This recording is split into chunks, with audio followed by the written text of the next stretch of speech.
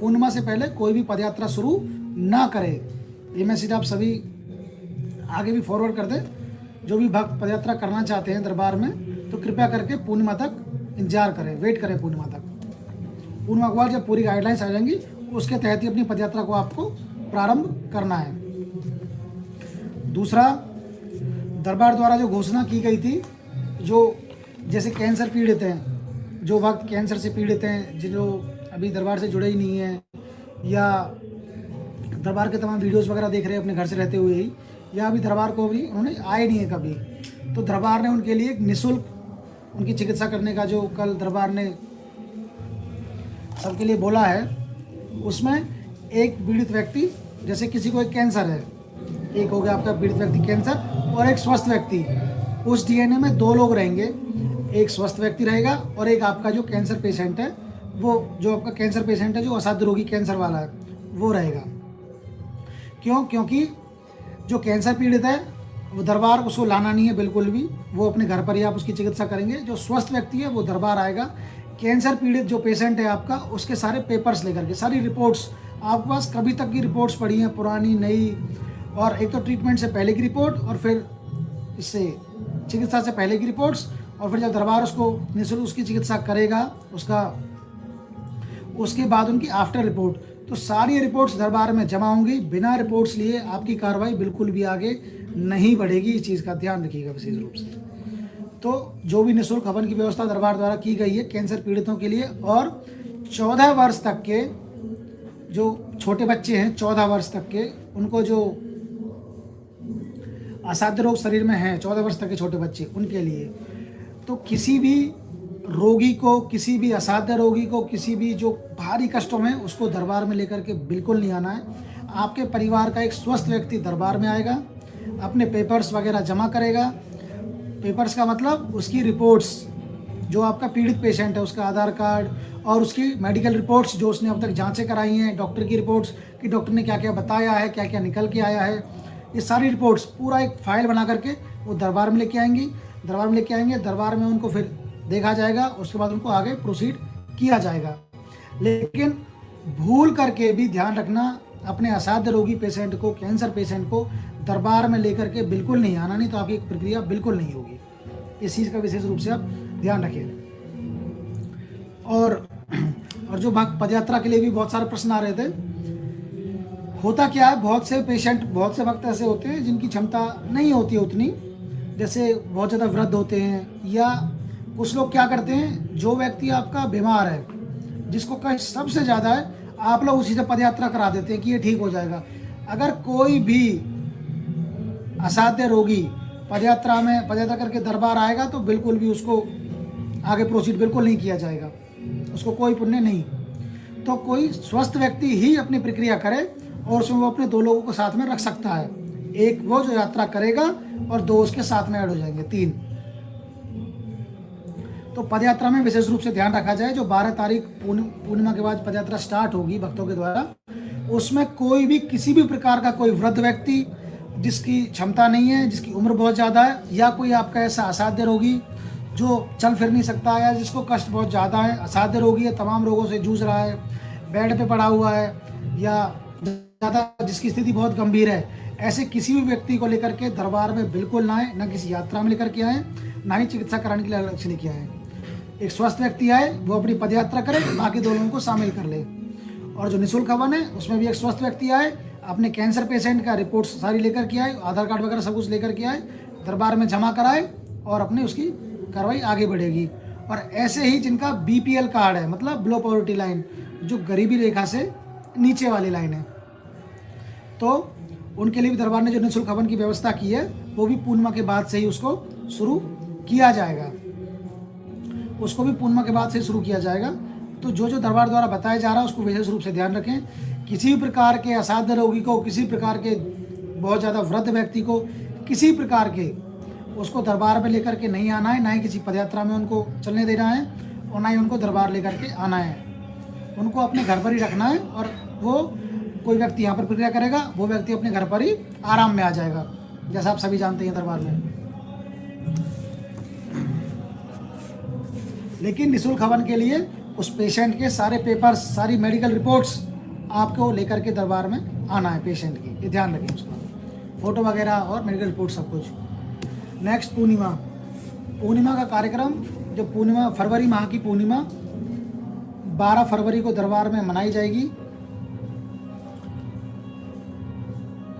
12 फरवरी तक, 12 फरवरी को दरबार में पूर्णिमा मनाई जाएगी।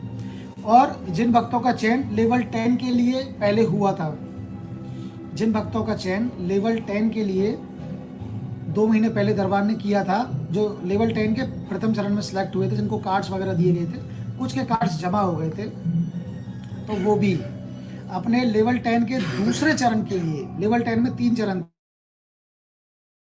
दूसरे चरण के लिए वो भक्त भी अपना 11 तारीख को 10 बजे तक दरबार में हर हालत में उपस्थित हो जाएंगे।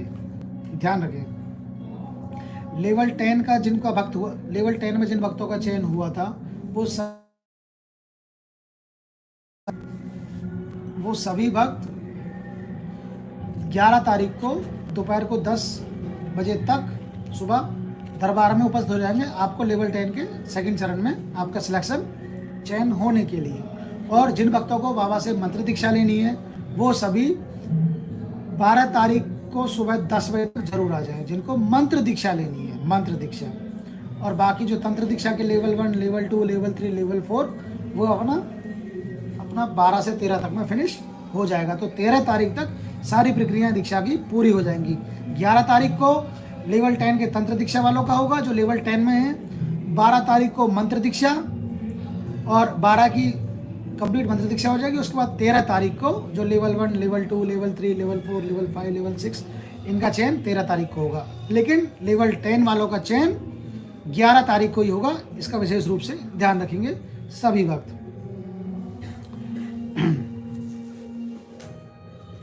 और जिन भक्तों को बाबा से मंत्र दीक्षा लेनी है, तो वो दरबार में थोड़ा एक दिन पहले आएँ, अपना दरबार में आकर के टोकन का, अपना जो दीक्षा की एक किट होती है, दरबार में एक काउंटर से अपनी किट प्राप्त करें। और 12 तारीख को आपका जो निःशुल्क हवन होगा दीक्षा के लिए, उसमें आपको बैठना है, इसका विशेष रूप से आपको ध्यान रखना है। एक अमावस्या, दरबार ने इस बार घोषणा की है कि जैसे हर महीने, हर माह दरबार में अमावस्या का कार्यक्रम दरबार में मनाया जाता है, तो अगली बार से अमावस्या का उत्सव दरबार में नहीं मनाया जाएगा। फिर से ध्यान दें, दरबार में अमावस्या का उत्सव अगले माह से नहीं मनाया जाएगा। हवन तो दरबार में होगा अमावस्या का, जो प्रति माह अमावस्या का हवन दरबार में होता है गुरुदेव के द्वारा या ब्राह्मणों के द्वारा, अमावस्या का हवन तो दरबार में होगा।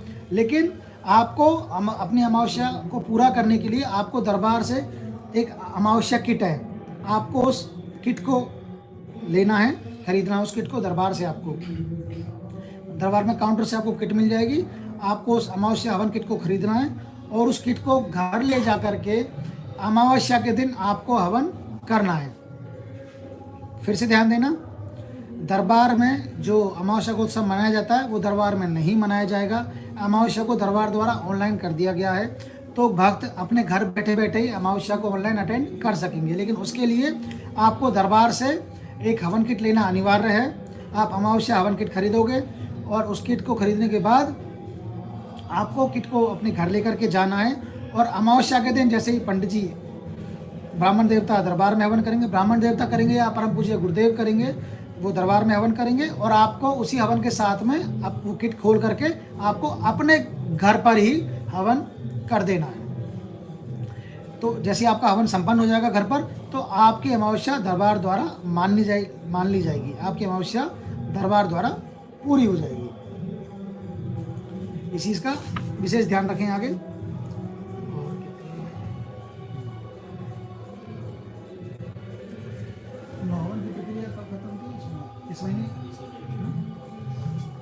और जो दरबार में जो प्रक्रिया पहले से चली आ रही थी, 9 हवन की प्रक्रिया, उस प्रक्रिया को केवल इस महीने, वो प्रक्रिया अभी आपकी यथावत रूप से रहेगी इस महीने।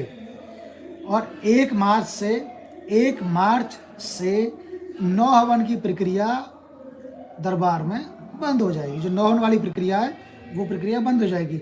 वनडे की प्रक्रिया यथावत रूप से चलती रहेगी। पदयात्रा दरबार ने खोली दी है पूर्णिमा के बाद से, लेकिन जो 9 हवन की प्रक्रिया है उसको दरबार द्वारा बंद कर दिया जाएगा 1 मार्च से। तो जिन भक्तों को भी ये प्रक्रिया, जिनकी अधूरी प्रक्रिया है, जो 2 हवन कर चुके हैं, 1 हवन कर चुके हैं, 5 कर चुके हैं, 6 कर चुके हैं, हाँ, जो 9 हवन के लिए था 1 मार्च, उनके लिए 31, 9 हवन के लिए 1 मार्च, उनके लिए 31 मार्च। प्रक्रिया खत्म होगी, एचओडी 31 मार्च तक चलेगी। प्रक्रिया 1 मार्च और एचओडी 31 मार्च, हाँ पता है। ठीक है, तो 9 हवन की प्रक्रिया को 1 मार्च से दरबार में समाप्त कर दिया जाएगा। बाकी जो प्रक्रिया दरबार की है, 1 दिवसीय हवन प्रक्रिया, वो यथावत रूप से चलती रहेगी। और एक सूचना और, जो एचओडी दरबार द्वारा जो प्रक्रिया, दरबार द्वारा जो छूट दी जा रही थी 61,000 रुपये की वनडे प्रक्रिया में जो छूट दी जाती थी, उसको 31 मार्च तक के लिए लास्ट रखा गया है। तो जिन भक्तों को भी जो भक्त अपना 9 हवन करके, 9 हवन आरोग्य करके अपनी दीक्षा ले चुके हैं बाबा से, और आपको वनडे करना है, तो दरबार द्वारा आपको 61,000 रुपये की छूट दी जाती रही है, वो 31 मार्च तक मान्य है। 31 मार्च के बाद जो ये छूट था ये बंद हो जाएगी।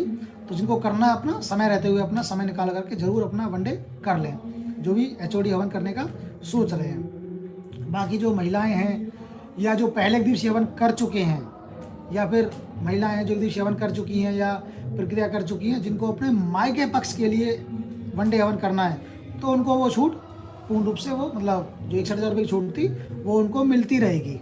और जो दोबारा वनडे करना चाहेंगे बाद में भी, तो जो पहले वनडे कर चुके हैं तो उनको भी वो छूट वो मिलती रहेगी। लेकिन जो 9 हवन आरोग्य कर चुके हैं और उसके बाद अब आपको एचओडी करना है, तो उनके लिए 31 मार्च तक आखिरी डेट है, उस तक अपना वनडे कर लेंगे उससे पहले। और जो बीपीएल कार्ड धारक हैं उनके लिए भी, जो बीपीएल बार मैसेज आ रहा है बीपीएल कार्ड धारक, तो उनके लिए भी पूर्णिमा के बाद से जो निःशुल्क हवन की व्यवस्था है वो दरबार द्वारा प्रारंभ कर दी जाएगी। तब तक अपने पेपर्स वगैरह अपने सब कुछ आप रेडी रखेंगे और अपना एक स्वस्थ व्यक्ति को दरबार में आपको भेजना है। उनके पेपर्स जमा होंगे, उनको पूरा गाइड किया जाएगा, पूरा बताया जाएगा, उनको फॉलो किया जाएगा, उनसे आपको आपके नंबर्स वगैरह लिए जाएंगे, आपको दरबार से नंबर्स दिए जाएंगे। आप लगातार टचअप में रहोगे कि कोई भी क्या रिपोर्ट है, क्या अपडेट है, सब कुछ आपसे समय रहते लेते रहेंगे। दरबार आपसे लेता रहेगा, आपसे पूरा टच में बना रहेगा। और कुछ, और एक हवन जो काफ़ी समय से भक्तों के उसमें था, भक्त जिसका इंतजार कर रहे थे, स्वर्ण लक्ष्मी कुबेर हवन, उसको भी इस पूर्णिमा के बाद से, जो स्वर्ण लक्ष्मी कुबेर हवन है, उसको भी इस पूर्णिमा के बाद से प्रारंभ कर दिया जाएगा। तो जिन भक्तों को वो किट प्राप्त करनी है, तो इस पूर्णिमा के बाद से आप किसी भी काउंटर से अपनी किट प्राप्त कर सकते हैं। और किट का वो हवन कैसे कैसे करना, वो जब दरबार में आओगे तो आपको सूचना दरबार द्वारा दे दी जाएगी पूरी, उसके लिए आप निश्चिंत रहिए। तो जितनी भी सूचनाएं आप सभी को दी गई हैं, सभी सूचनाओं को अच्छे से ग्रहण करें, सभी सूचनाओं पे पूरा ध्यान दें और ध्यान रखें, अफवाहों पर बिल्कुल ध्यान नहीं देना है। और विशेष रूप से आप एक सभी से विनती हाथ जोड़ करके, पदयात्रा में और दरबार की किसी प्रक्रिया को करने के लिए किसी भी असाध्य रोगी को दरबार में लेकर के बिल्कुल नहीं आना, इस चीज़ का विशेष ध्यान रखें।